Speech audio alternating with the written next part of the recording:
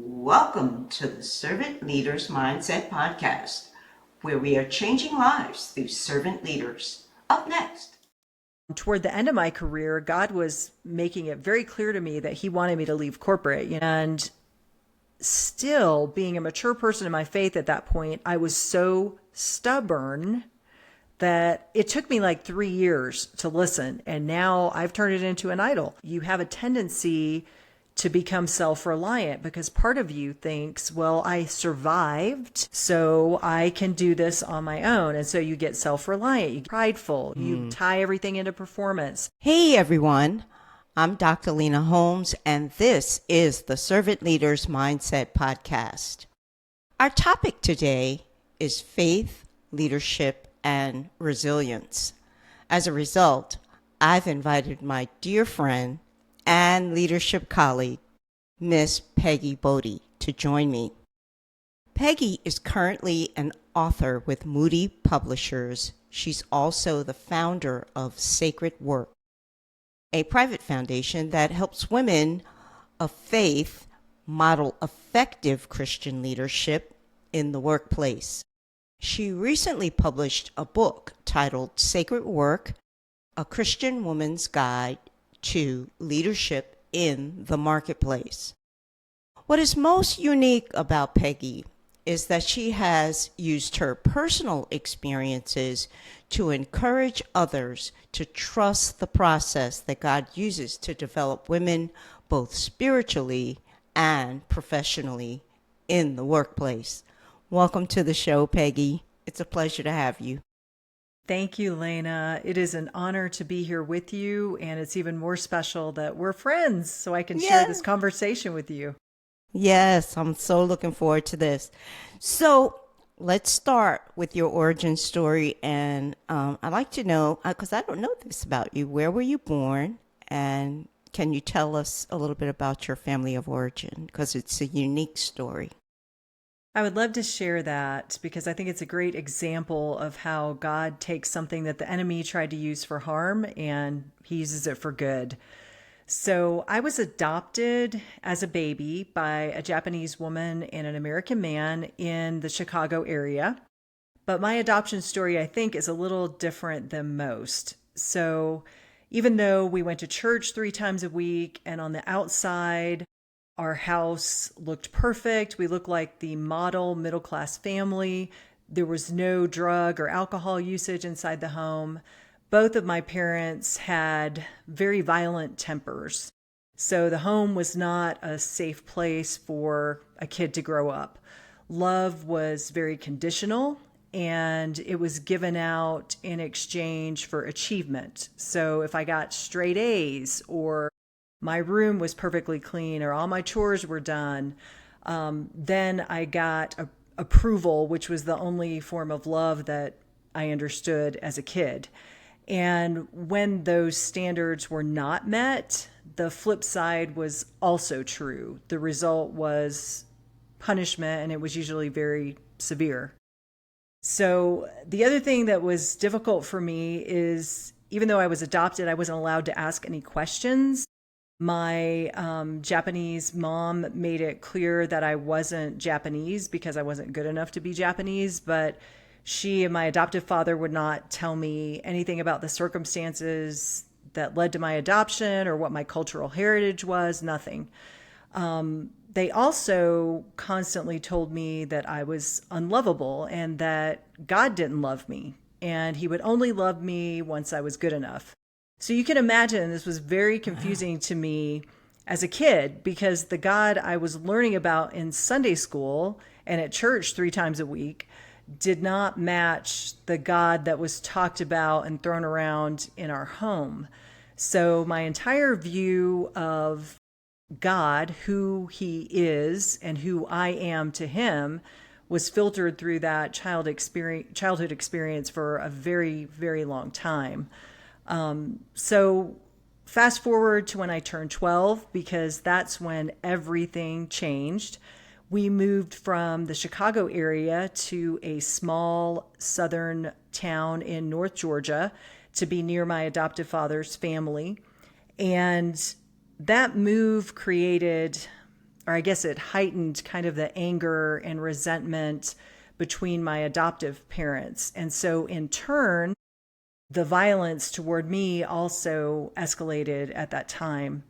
And something in me shifted, and I know now that it was God's doing, but my pattern of thinking changed as a child. So I started thinking and asking questions like in my head, like maybe everything that's happened to me since I was born wasn't really my fault. Maybe this isn't really normal. Maybe this is something that's happening that shouldn't be happening and it's not my fault. So those kind of questions were coming up for me. But at the same time, I was also very aware that we were no longer in this huge city.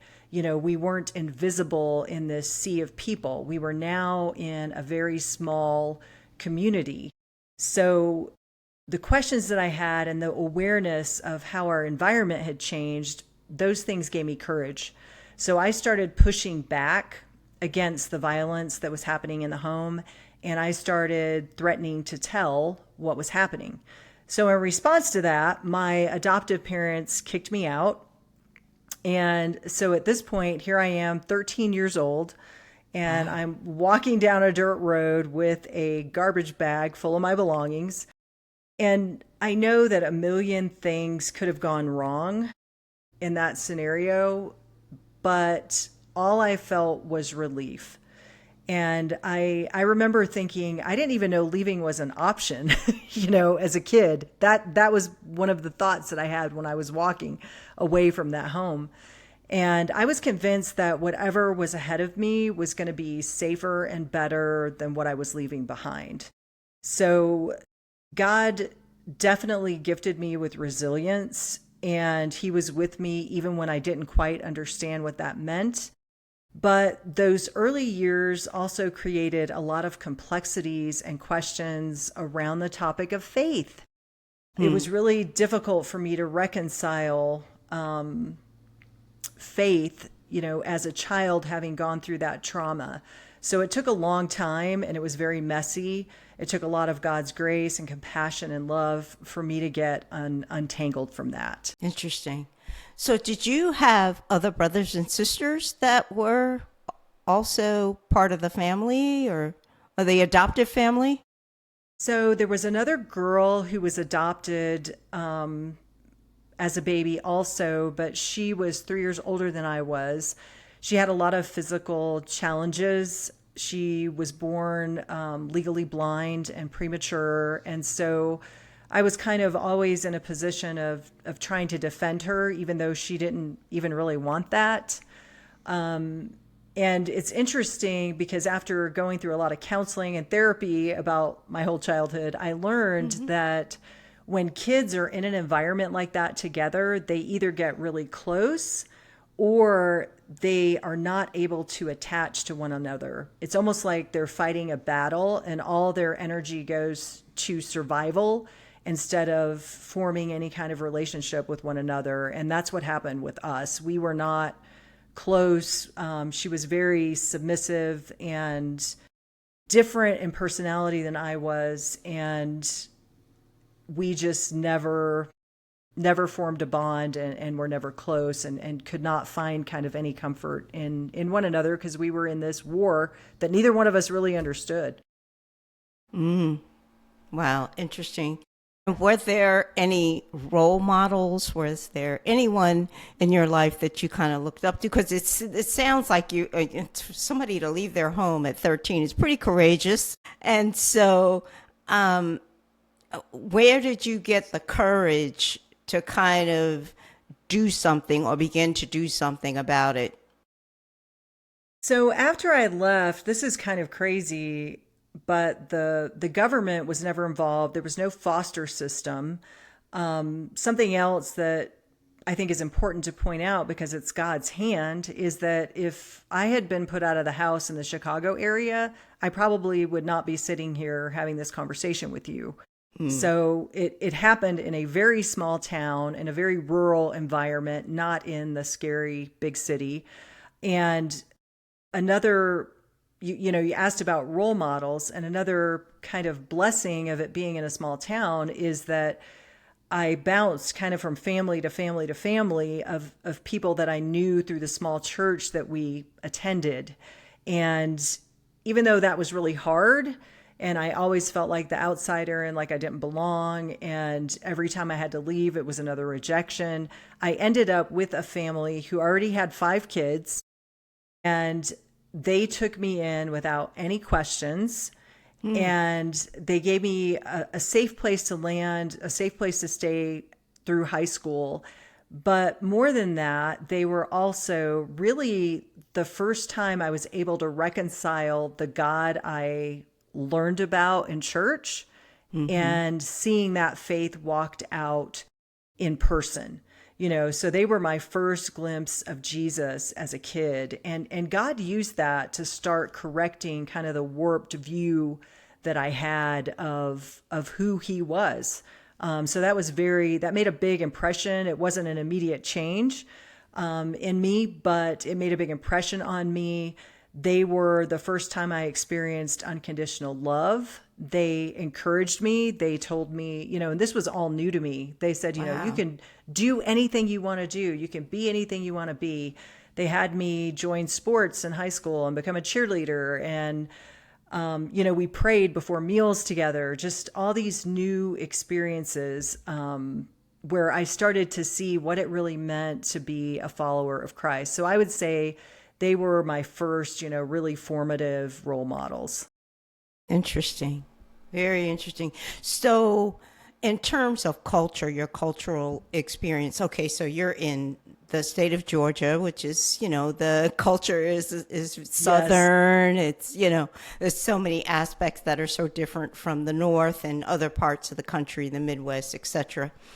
So that aspect, but also, in terms of you looking at yourself, the way you look, how did that come into play? Was this a white family? Was this a black family? Was this, and you're coming from Asian and, white stepfather, white and Asian, so those are two really different cultures also. So you've got all this cultural thing going on through your life. How were you able to reconcile that and begin to see yourself? And did that motivate you to go try to find your birth mother? That's a great question. So culturally and my own nationality and heritage, not knowing that was a huge pain point for me.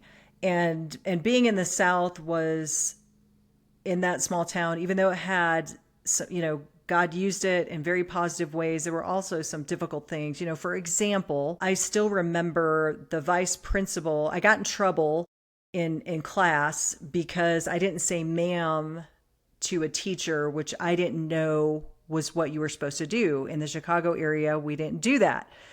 And I was also having trouble understanding what the teacher was asking of me. And so the combination of those two things got me sent to the office. So the vice principal had a paddle on his desk, and that was, paddling in school in the South at that time was very common. Well, it wasn't common in my Chicago public school. So school was always a haven for me in the past. My teachers were kind and helpful, and it was safe for me to be at school. So here is this vice principal with this wooden paddle, and I'm like running from him because I'm like, you are not hitting me with that, And he said to me, and I will never forget this, he said to me, and I was in 7th grade, and he said, I don't know how they did things where you're from, Orange Blossom. And I had no idea what that meant. But I could tell that, it was derogatory. And luckily, another teacher who saw how literally scared I was came and rescued me from that situation. But there was my best friend inviting me to a family barbecue and other relatives being upset because I was there. and something about World War II. And, I'm a kid. So there were a lot of cultural problems for me being in the South. But back to your question about finding my birth mother, I always had this burning desire to find my roots. And I know a lot of kids who are adopted don't have that, but I think because of my circumstances, it's always been something I've been aware of. I've always wondered about it. I've always wanted to know it. So I did search for my birth mother my entire life, or my birth father, and poured a ton of time and resources into that. And finally, about 9 years ago, I had a breakthrough, and this was all God, but I did find my birth mother and I did find my heritage. So that was God giving me above and beyond, like his word says, what I could have ever imagined, because I never dreamed. I had already given up that I wasn't going to find her. And because of God's intervention, I did find her. And yeah, that was an amazing experience. So I learned that I'm half Chinese, half Italian. And my birth father is the Chinese side, and I haven't found him, but I have learned a lot about Italian culture and cooking and traditions. And that whole experience has been really healing and just a miracle from God, a gift from God. Wow. Wow. So, what was it like when you finally met her? When I found her, we corresponded for about a year, and then she said, I think it's time to meet. And she lives with my aunts, my two aunts, and she had never my birth mother had never married, had no other kids. And so I said, well, George and I, my husband, will come and we'll fly out there. And so we got a hotel, and I remember driving, how nervous I was. I was standing on the front porch. I could hear them talking with each other, and I could smell, the smell of Italian cooking coming out because the window was open. And I was so terrified because even though we'd corresponded for a year, I was going to meet her in person. So it was super scary, but she and my two aunts have just welcomed us with open arms. They've accepted me. We see them every year. Ever since then, we Zoom every other week. Wow. So there's my birth mom and my aunts, squished in together in front of the Zoom camera. So it's been amazing to meet her and learn the real circumstances instead of kind of the lies that my adoptive parents had told me for all the years that I was growing up. Wow. Wow. What are the most important lessons you've learned about God and how he changes our mindset through adversity? That is a very good question. I think what happened for me is that there was a very messy journey of trying to sort all of this out. What I can say is that when I realized that God was okay with my hurt and my anger and my questions, that was a pivotal moment for me. So that helped me realize that he is big enough. He is not someone who is going to get angry at me because I don't understand what was allowed to happen to me as a kid. He can take those questions. And I think when I reconciled the fact that I may never understand this side of heaven, why he allowed certain things to happen, but I accept it. And I know that he was with me. I think it was like a realization that I can accept his sovereignty, even though I don't understand it. And I think that was a big moment for me. As far as the resilience carrying over into other parts of my life, I think that he created me with this drive and this hope, this hopefulness that things are going to change. I think I've always been pretty sassy about difficult situations, so I don't go down easily. And like anything, my childhood gave me strengths that have carried me far in the corporate world, in the workplace, but there are also weaknesses, or sometimes those strengths can flip and turn into weaknesses when we don't surrender them, to God. So I've experienced all of that. It's been a messy journey, but he's been faithful to heal me and to help me keep growing and to keep going. Yeah, it looks like you've done a lot of work, and that takes a lot of work when you've experienced trauma like that. And how has that affected, you said you were in the corporate world. It's a good segue into where I'm going with this. How did that have an impact, your background have an impact on your leadership style? How did you deal with employees? And we always talk about this, that we learn more from our failures than we do our wins. What did you learn about yourself in a leadership role? I think because when you're in a leadership role, you're being watched at all times. And I think that that's a heavy responsibility, especially if you want to have an impact on people's lives in a positive sense and challenge them as well as mentor. What did you learn about yourself when you were in leadership positions? I think everything ties into my life verses. So in Second Corinthians 1, 3, and 4, where, and I'm paraphrasing, but where, God is the Father of compassion, and he is the God of all comfort, and he's comforted us in our time of trouble so that we can turn around and repurpose that comfort that he gave us to help other people. So I've always approached leadership as stewardship, of others. And because of my childhood, I think one of the primary ways I've done that is that I am a strong advocate. I know what it feels like to think that you're on the outside looking in, and maybe you're viewed as less than because you don't fit into the majority, or you don't fit someone else's narrative about what's the standard. So in my case, I worked in corporate for 25 years as an executive, and I spent most of that career in an industry and a company where women were in the minority.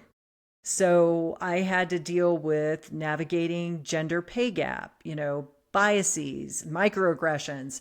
So when those things hit me, I made it a decision, a conscious decision, to formally and informally mentor and support other working women in the same industry.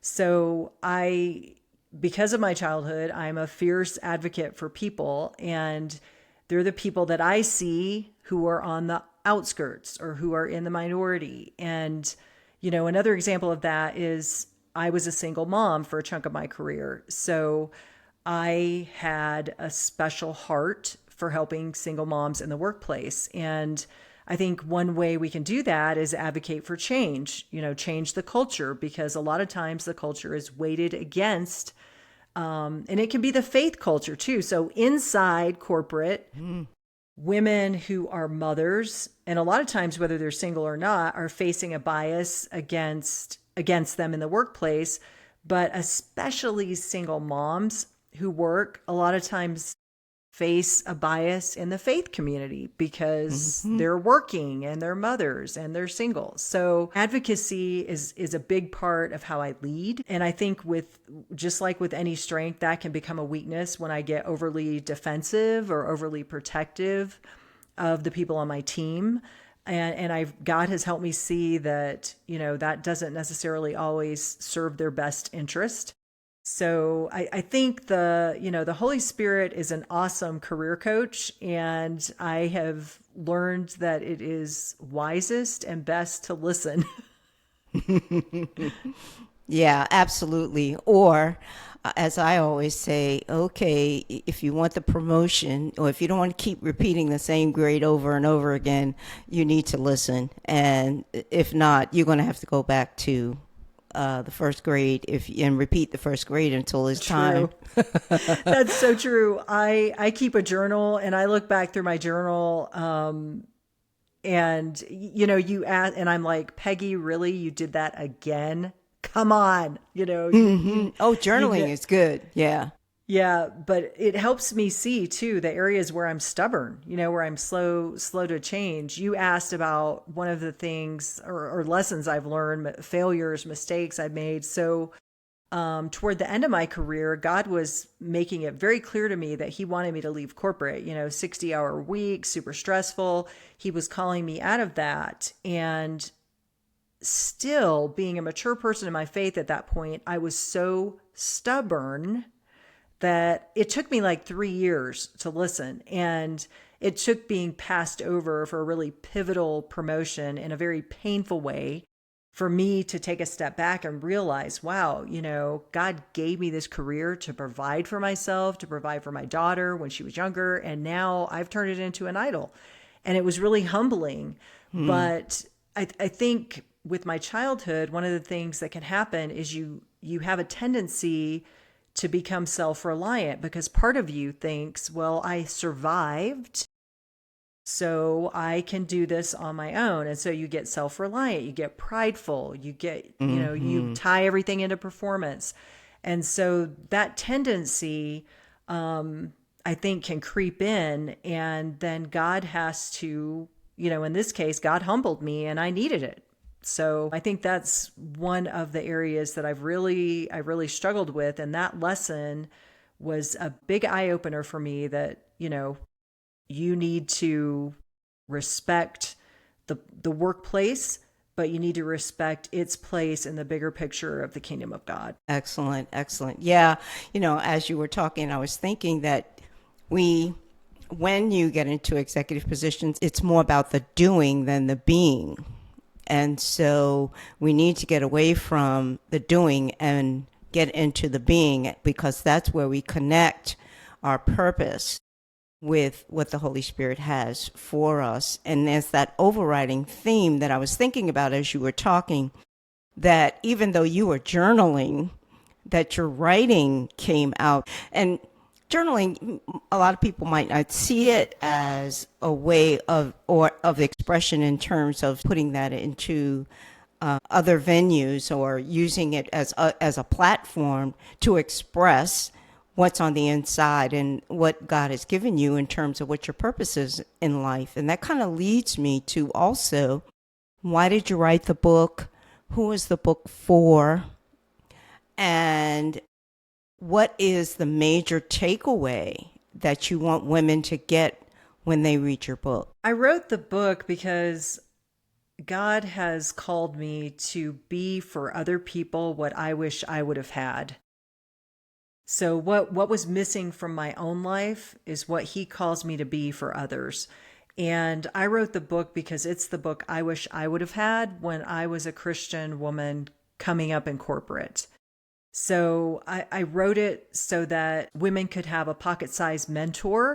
If women don't have the time or the energy to connect with a human mentor, then I wanted them to be able to look at the table of contents and identify whatever challenge they're facing in the workplace and flip to it and know that they have a faith forward resource to help guide them through conflict or through negotiating a pay raise with their boss or, managing someone who's very difficult. All of those kinds of situations are in there. So it's a practical biblical guidebook, for women leaders. And I wrote it to fill that void because I think we've come a long way as far as faith forward resources for working women, but I think we still have a long way to go. Absolutely. Absolutely. As you reflect on what you wrote in the book, what would you say is the biggest challenge for women today that we face in the workplace? I think that imposter syndrome is still one of the most difficult things that women struggle with, and especially Christian women, because I think we have these ideas of who we're supposed to be as Christians. We have these ideas of who we're supposed to be as leaders. And then you throw in as moms, as wives, as, add to the list. And we always feel like we don't measure up. And I keep talking about this because, I've been coaching and mentoring women through the Sacred Work Foundation for 12 years now. And this topic is still brought up as one of the biggest struggles that women have. And it affects the workplace. I think it affects their relationship with God and with the faith community and how they see themselves. So I would say it's still a very big challenge, even though many times it's largely internalized. It does come out in other ways that can be, counterproductive and destructive even. Yeah, it's very interesting that you say that, because that leads us to performance kinds of behaviors rather than just being who you are. And I like I so admire what you said about when we have situations, because life always throws us curveballs. It's an up and down ride.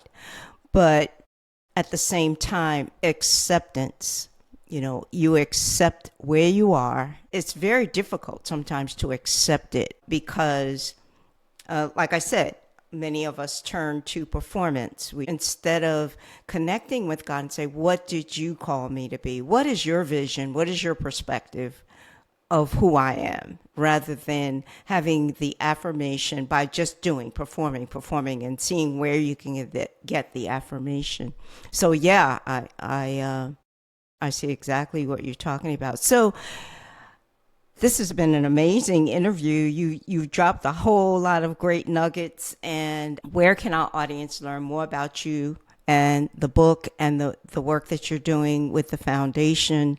How could they get in touch with you? What's the best way to reach you and to learn more about what you're doing?